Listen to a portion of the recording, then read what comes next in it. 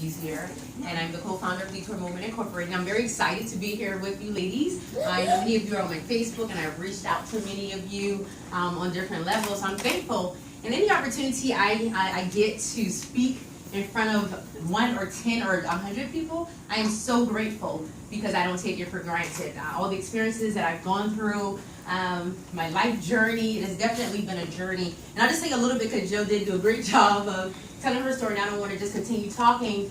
But the reason why I co-founded Detour Movement Incorporated is because I didn't want women to have to learn so hard.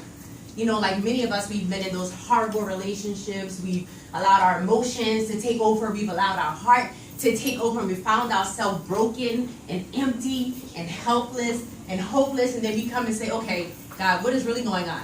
You know, why am I here?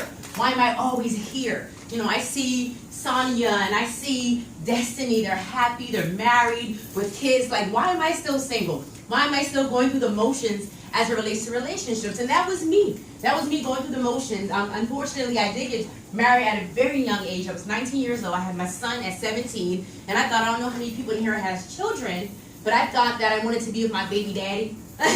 You know, I wanted a structured environment, although he was not a structured guy at all. He was everything opposite of what a good guy looked like. And like Jill, I knew that.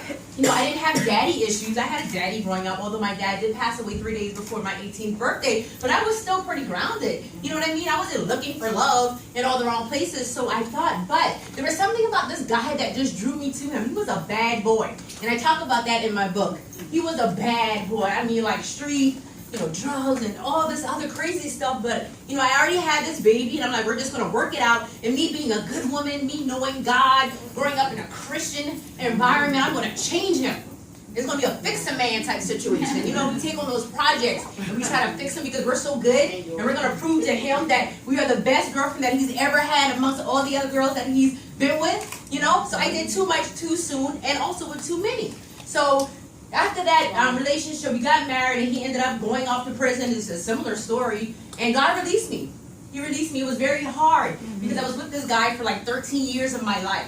It was very hard to be released from that situation. I sought advice from so many different people because I didn't know what to do. Although I grew up in a Christian environment, I knew who God was, I still sought advice of other people, and I wanted everybody to tell me what to do. And if anybody saw my post on Facebook the other day, and I said that you cannot have secondhand faith. You know, whatever your faith is, you can't depend on other people to always bring you through, pray you through, give you advice, give you counsel. You know, listen to your intuition. Listen to that voice that is inside, because a lot of times that if you're a Christian, that's the Holy Spirit telling you no, telling you yes, telling you wait. But I sought advice from everybody. So much so until I filed for divorce. I went to see him in prison. He convinced me because he was a manipulator, he was a womanizer, abuser, all that stuff. He convinced me to stay with him, don't leave him, and all this other crazy stuff. So I went back home, called my lawyer. Oh no, I'm not going to get divorced again, cancel it out, and we're going to be together, we're going to make it work, and we have a child together, all this crazy stuff. As soon as I got off the phone, conviction. I mean, as soon as I got off the phone with my attorney, conviction. God spoke to me right then. He's like, no. I was like, no, what is that? So I had to file for divorce again, had to another filing fee, and I went through all of that, and that still was a process. But even after that, I thought once I was physically freed, and that's what we think, once we're physically freed, we're free. But there's so much more you have to go through, emotionally, socially, still physically, spiritually. There's so much more you have to go through to be whole, to be healed, and be delivered like completely from that situation. But I didn't think that. I thought because I was physically free, I was free.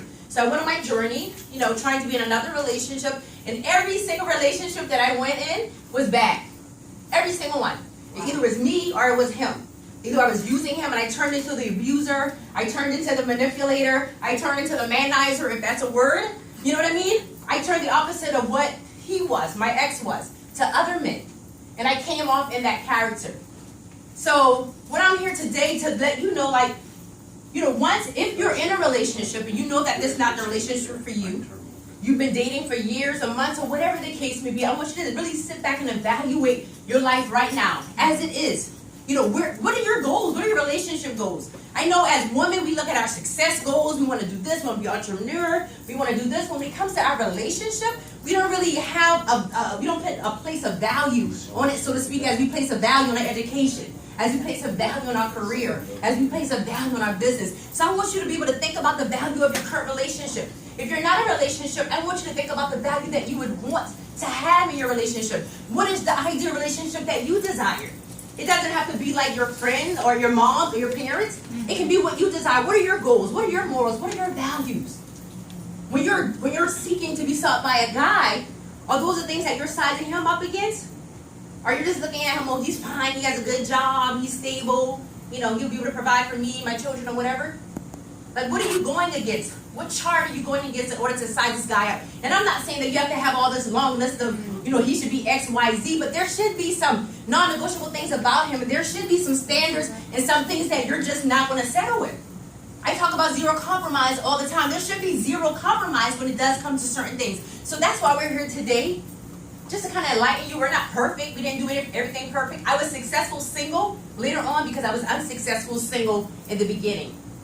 Now I'm married, but I can still relate because I've been there. I've done that. I wrote the book. So I want to be able to help you all, as you go on to your relationships and as you desire to have that husband, I want you to be able to experience a happy, healthy, and successful relationship because it does exist. You're going to go through things in any relationship, in any marriage, but overall, it does exist. Hope is not lost. If that is your desire, God tells us that He will give us the desires of our heart if we delight ourselves in Him. That's right. So either we're going to believe the word or we're not. Amen. Yes. And if you're believing the word, in order for you to see the manifestation of the word, you have to apply it to your life. Yes. And I didn't begin to see things unfold in my life, even with my husband now, until I began to apply the word to my life. I was going to church, doing church activities and things, the obligations that we're supposed to do. But my life did not look like God. My character did not look like God. So what was I attracting? What I was. But when I began to turn over a new leaf as it relates to my faith, my spirituality, then I began to attract different. And I was able to differentiate between a bozo and a Boaz. I was able to establish some non-negotiable boundaries and limitations. Yes. And I began to walk as a woman of standard. That's right. And men will see that. Yes. So that's why we're here today. Just to pour into you. Everything that we went through, we don't want you to have to go through that. This is my niece right here, my oldest niece.